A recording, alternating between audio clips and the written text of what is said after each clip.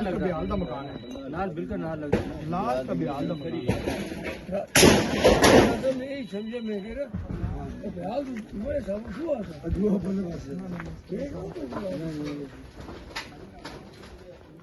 मैं किधर बोलती उसको वैसे भूल गए कोई नहीं है जरा कम कर रहे हैं ऐसे नहीं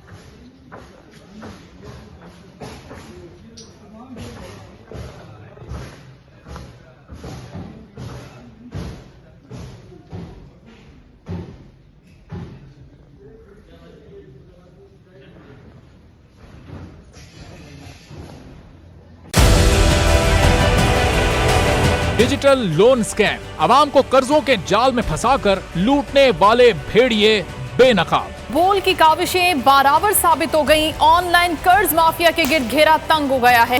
बोल ने दिया अपने आवाम का साथ, उठाई इस स्कैम के खिलाफ आवाज। बोल की डिजिटल लोन स्कैम के खिलाफ आगाही मुहिम की सबसे बड़ी ट्रांसमिशन 59% आवाम ने देखी अपनी स्क्रीन पर, क्योंकि बोल है पाकिस्तान का नंबर 1 न्यूज चैनल। सब्सक्राइब करें और बेल दबाएं ताकि कोई खबर रह न जाए।